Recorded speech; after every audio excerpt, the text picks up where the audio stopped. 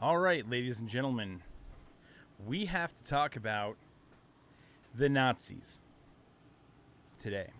So, I know a lot of people throw it around online. They talk about the Nazis did this and the Nazis did that, and it's really hard to actually nail down what the Nazis did. We've had a lot of people screaming about the rise of fascism, and really in ways that don't make much sense, right? So fascism is on the rise. Trump is the fascist. Um, Trump is basically Hitler. Trump is literally Hitler. All of these things have been said, but Trump is not the one acting like a fascist right now. In this county that I'm in, we have actually been, I talked about this on the last live stream. They have instituted a mask requirement. They have decided that you have to wear a mask in order to go into a public building. That means that basically every business is now being required by the county to require their clients or customers to wear masks. That is truly the fascistic method. One of the things that people ask a lot of the time about Nazi Germany and when things were happening that were so terrible, why didn't people stand up and why didn't people fight back and why didn't people stop the Nazis from doing this? And I think I've started to realize why that truly was. The fascistic method is not to have the government kind of try to crack down on the people. It's actually to have the people crack down on the people. So what they did basically, they had corporations that were in good standing would push the laws of the government. This happened both in Italy and in Germany. And basically they would say, hey, if you don't toe the line, we won't let you do business anymore. We won't let you be a business, and we won't let you go make money. So businesses basically chose to fall in line with the government mandates in order to make money. That is actually a really important thing for businesses, obviously, because that's like their main reason for existing. And so if you have a job in a bad economy, a lot of the times you will do almost whatever it takes to keep that job. If you have a business in a bad economy, you'll do whatever it takes to keep that business running. You think that it's just, we're just going to do this for a little while and then things will get better and then we'll go back to normal. And then you have people saying things like, don't be selfish and the new normal. I mean, these are very, very scary statements that people are making right now. And it is reminiscent of the Nazi time. And this is kind of, I'm getting mixed up here. Like, we're doing it now. And cancel culture has been going on for a long time. But this is kind of a, cancel culture is the idea that if you do something that we don't like, if the mob doesn't like it, they can basically shut you down and stop you from earning a living and stop you from putting food on the table. So you have to comply with the will of the mob. And now it's the county government, right? The county government has decided you have to do this. And the corporations have gone along with it, right? They've fallen in line already. So now it's up to the individual, and it's basically they're saying to the individual, hey, if you don't wear a mask, you won't be able to go get food. If you don't wear a mask, you won't be able to go to the store and get the supplies that you need. Basically the ultimate cancellation. And what this really illuminates more than anything else is that it is the left that is fascistic. It is the left that wants to take these draconian controls over individuals, and people will say like, oh, it's just a mask. It's just a little mask. Well, if it's just a little mask, then why is it that if somebody doesn't wear it, you want to ruin their entire life? You want to destroy them. You want to make them unable to buy anything from any store around. You want to shut them off and ostracize them from society until they either die or comply. That is fucking wicked. That is wicked and evil, and that is where we're at. They are actually doing this in Pinellas County. Now, recently there were businesses that basically were facing a similar mandate in California, And what they did was they went to the Supreme Court of the United States and said, we would like injunctive relief against this unconstitutional mandate. And the Supreme Court did something that they do in a lot of cases. They do whenever they don't want to admit that the people seeking the injunctive relief are right, and they think that maybe it's a good thing that whatever government's doing that technically they know is a violation of the Constitution, they said, oh, we're not doctors.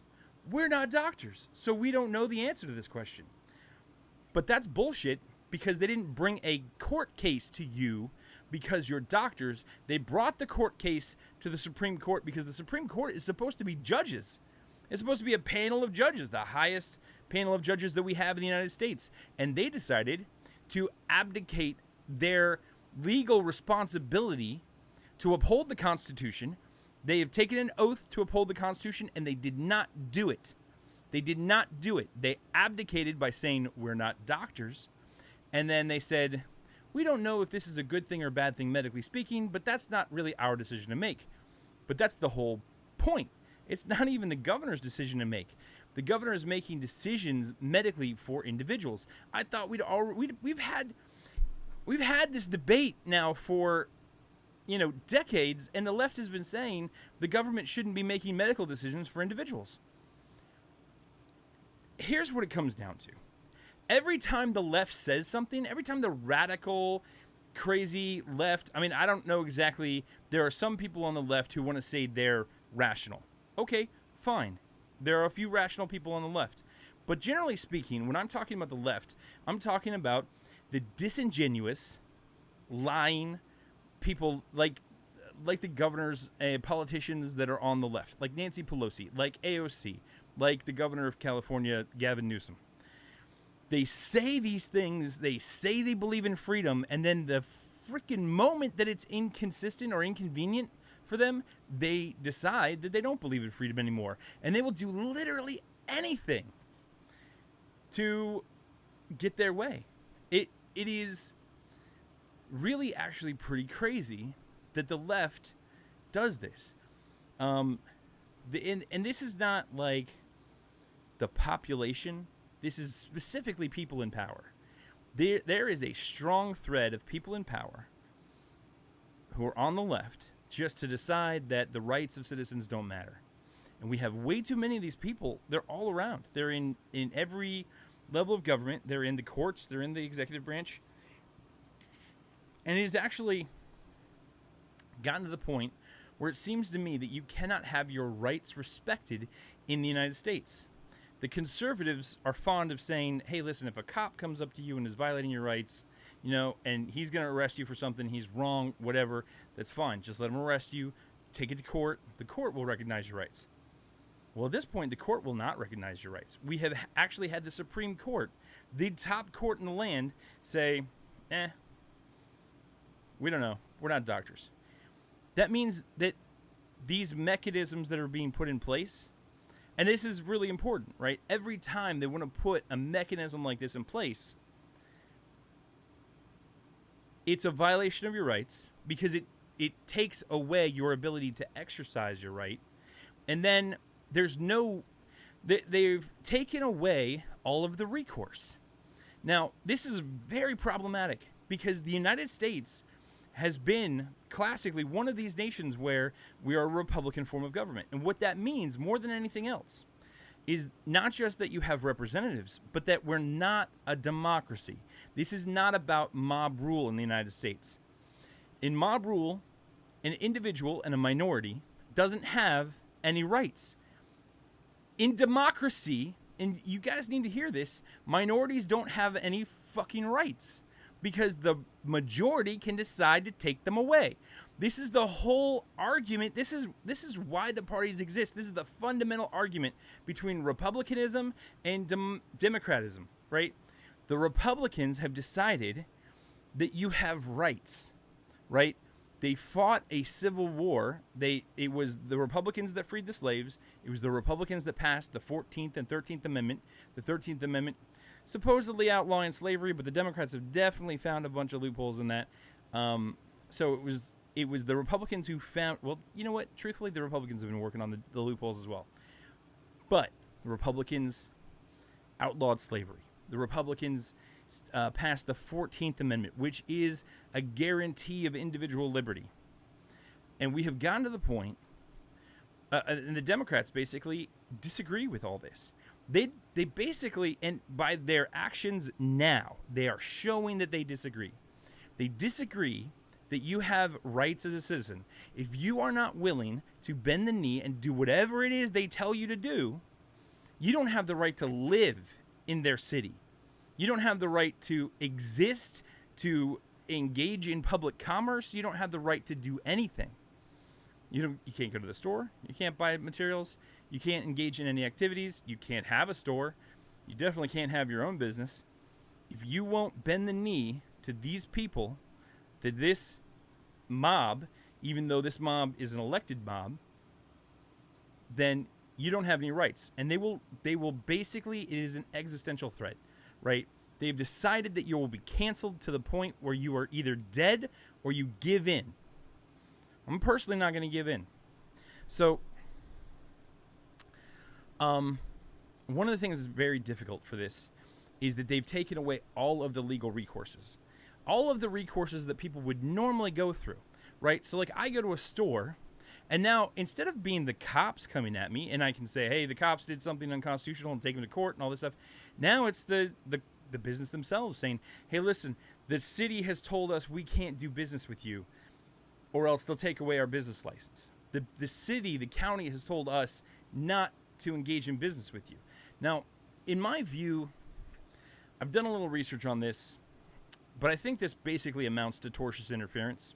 Well, there's two things that this could be, right? Tortious interference and substantive due process violations. Now, I'm not actually a lawyer, so I'm not going to go into that too deeply, but those two things basically the government is interfering with normal business relationships that exist. I don't know if there's case law or precedent that doesn't include pre-existing contracts, because that's what, generally speaking, when you look at this, it's a pre-existing contract. However, I have an existing relationship, though it's not written down, with places that I go to, right? So, like, I go to Chipotle, and today they turned me away because I don't have a mask. So now it's they turned me away because the government told them that they have to turn me away. Now it's their business policy as well now. They have just simply adopted that as their business policy. Well, that doesn't actually mean that that was what they wanted to do. That means the government told them to do it, and they said yes. They kowtowed, they bent the knee, because they want to stay open. And they don't want to have cops come and close them down. So now what they're doing is they're entangling all of these things and making it very difficult for me to get a straightforward case where I can go and have standing and ask a court to tell them to stop. In addition to that, the courts have abdicated these responsibilities, right? So one of the things that we've had for as long as the United States has existed, and this has been it's been great for us, is that we've had the peaceful transition of power, right?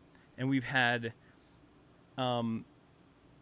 basically, when the United States was created, we were created in a rebellion. So we knew what bad government authority was all about. We knew what it meant to have the government basically breathing down our necks and telling us that we can or can't do things. The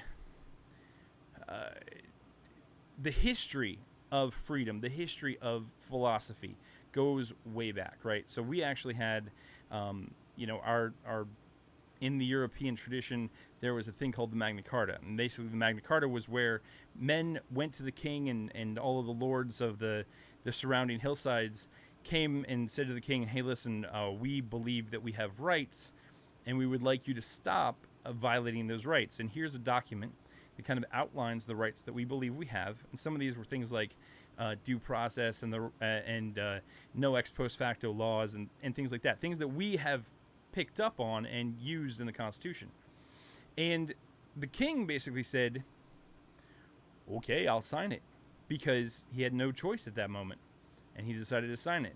But then, after they left and went away, the king decided that he didn't believe they really had those rights, and he was going to go and cause trouble, arrest, and prosecute the men who had forced him to sign this document. However, the document remained and became a part of the legal tradition of the United Kingdom. So ultimately, the king basically lost that battle, even though he, murdered a lot of people to get it done. In the United States, we haven't had the need for violence because the government has had a document that they've had to respect the rights of citizens. What is happening at this point in time is that the government at almost every level has decided that it no longer wants to respect the rights of citizens. The problem is that is the thing that keeps the peace. The government is basically deciding that they don't want to do the thing that keeps the peace anymore. The idea that people have rights, and maybe I disagree with you on this or that or the other thing, but you're not going to try to destroy my life because I disagree with you. The government said, nope, we don't care about that anymore. And specifically, the Pinellas County commissioners said that. So I'm going to pull them up real quick, and I'm going to put them on blast because I don't even know which one of these participated in this. But we have 7 county commissioners. One of them is Janet C. Long. One of them is Pat Gerard. One of them is Charlie Justice. One of them is Dave Eggers. One of them is Karen Williams Seal. One of them is Kathleen Peters. And the last one is Kenneth T. Walsh. Now, these 7 individuals, collectively, I'm not sure exactly. Now, okay, so I just want to be fair. Whoever voted for it is guilty, and whoever didn't vote for it is not guilty. But these 7 individuals are the people who have decided to abdicate their who've decided to violate the rights of millions of citizens within their area. Let me read to you the 13th Amendment of the Constitution, because this is important. I'm sorry, this is the 14th Amendment. And this is the text of the 14th Amendment. All persons born or naturalized in the United States and subject to the jurisdiction thereof are citizens of the United States and of the state wherein they reside. So I'm a citizen here of the state of Florida. No state shall make or enforce any law which shall abridge the privileges or immunities of citizens of the United States. That right there is what they've done. First of all, you can't violate my fucking rights. You know that. And you can't violate the privileges and immunities. You cannot take them away. The idea that people fought, this is the 4th of July. People have fought for hundreds of years to keep freedom alive in the United States, and these people threw it away. For no reason, in a freaking moment, they threw it away. I can't tell you how mad I am with these people. I need to find out which ones of them voted in favor of this particular resolution. But if you're on the board and you're not screaming from the hilltops that you weren't part of this, I don't know. It just seems to me like you're definitely complicit. I know Kenneth T. Walsh is one of the members that voted for it. I'm going to look this up at some point, and we're going to see who else voted for it. But I mean, the thing is,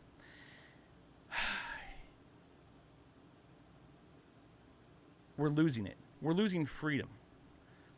I personally joined the Marine Corps because I'm willing to put my life on the line for freedom. I'm willing to die for freedom if it's necessary.